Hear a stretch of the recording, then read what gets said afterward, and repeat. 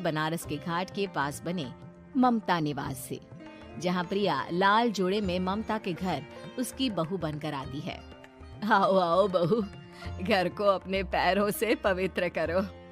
ममता घर की दहलीज पार कर ही रही होती है कि अचानक एक बहुत गंदी सी बास पूरे घर में फैल जाती है।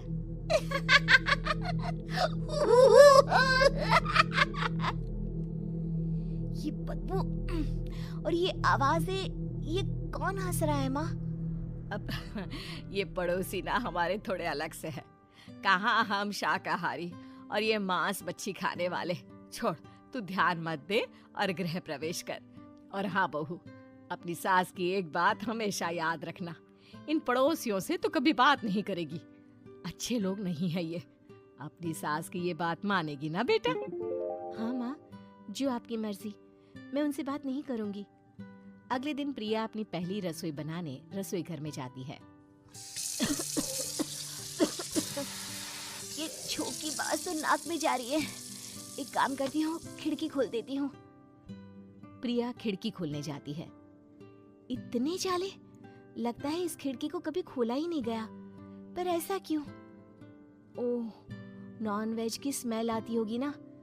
2 मिनट के लिए खोल लेती हूँ, फिर बंद कर दूंगी। प्रिया खिड़की खोलती है। खिड़की खोलते ही उसकी नजर सामने वाले घर की खिड़की पर पड़ती है, जहाँ एक लड़की खड़ी होती है, हाथों में मेहंदी, लाल रंग की साड़ी, बिल्कुल सजी धजी, मानो प्रिया की तरह ही वो भी नई नवेली बहू हो। वो प्रिया को देखकर मुस्कुराती है। हे भगवान, माँ ने तो इनसे बात करने को मना किया था। प्रिया फौरन ही खिड़की बंद कर देती है और तवे पर चढ़े रोटी की ओर देखने लगती है, पर वहाँ रोटी न होकर मछली पड़ी होती है। ये क्या? पहली ही रसोई में इतनी बड़ी गलती! हे भगवान, अब मैं क्या करूं?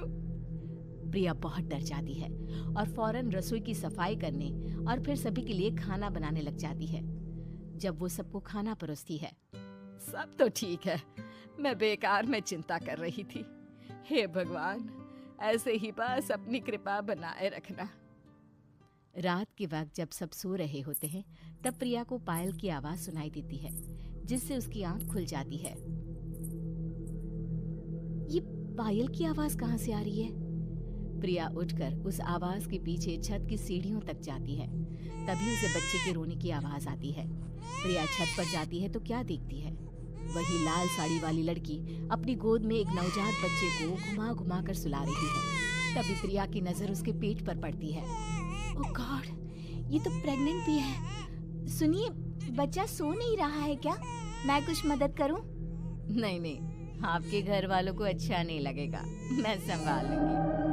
स्नेहा की गोद से बच्चा हाथ मारकर प्रिया की गोद में आने को छटपटाने लगता है। दोनों घर अगल बगल में बने होने के कारण प्रिया उस बच्चे को गोद में ले लेती है। प्रिया के पास आते ही वो सो जाता है। बच्चे का वो स्पर्श रात भर प्रिया भूल नहीं पाती और अगली सुबह वो छत पर कपड़े सुखा रही होती है। तभी उसे एक औरत इशारा करके बुलाती है।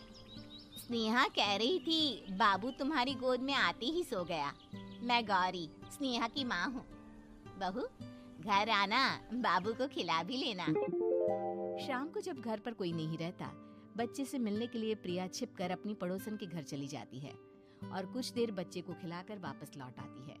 इसके कुछ दिन बाद ही प्रिया को पता चलता है कि वो माँ बनने वाली है। ममता की खुशी का ठिकाना नहीं रहता।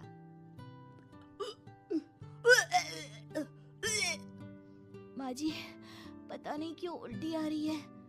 प्रिया भागती हुई वॉशरूम में जाती है तो हरे और लाल रंग की उल्टी करती है।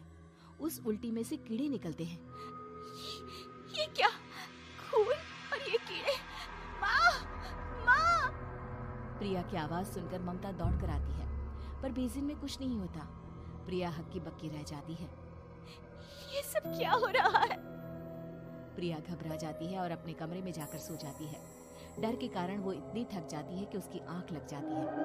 तब उसे ऐसा लगता है उसके पेट पर मानो कोई बैठा हुआ हो। कौन हो? प्रिया के पेट पर एक 5 महीने की बच्ची बैठी हुई थी, जो बुरी तरह जली हुई थी। माँ, तुम ही मुझे लाई ना अपने पेट में? मैं तुम्हारी माँ नहीं हूँ। कौन हो तुम? माँ, देखो मैं जल गई बुरी तरह से। 6 महीने पेट में रहने को भी मुझे नहीं मिला।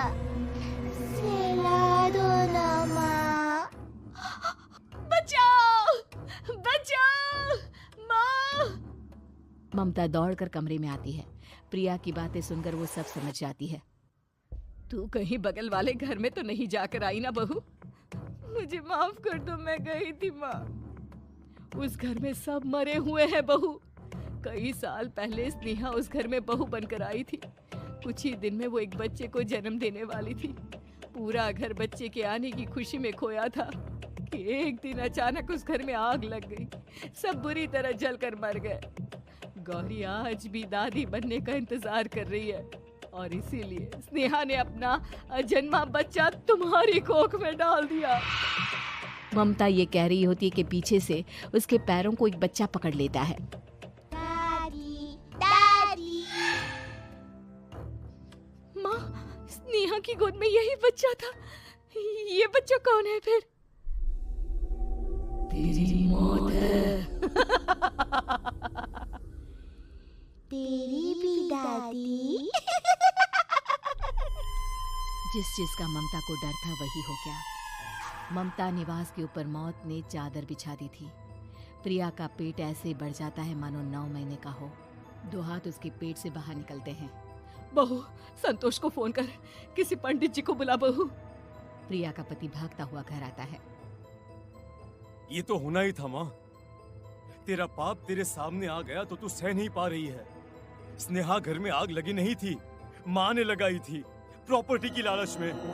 और वो बच्चा मेरी पहली पत्नी का बच्चा है, मेरा बेटा, जो कि उस आग की चपेट का शिकार हो गया था। मैंने तुमसे ये सब माँ के कहने पर छुपाया था। मुझे माफ कर दो प्रिया। तुम अगर चाहो तो यहाँ से जा सकती हो। मैं तुम्हें किसी भी बंधन में रखना नहीं चाहता। मेरी शादी हुई है आपसे, मैं आपको छोड़ नहीं सकती, पर उससे पहले हमें स्नेहा, उसकी माँ और बच्चे की आत्मा की शांति करवानी होगी। संतोष और ममता गौरी के घर जाते हैं। अंदर सब कुछ जला हुआ होता है। जमीन पर जली हुई लाशें बिखरी हुई थी। ममता रो रो कर अपने करने की माफी गौरी से मांगती है। प्रिया स्नेहा के घर वालों का अंतिम संस्कार करवा देती है और ममता निवास फिर से आत्माओं के साए से मुक्त हो जाता है।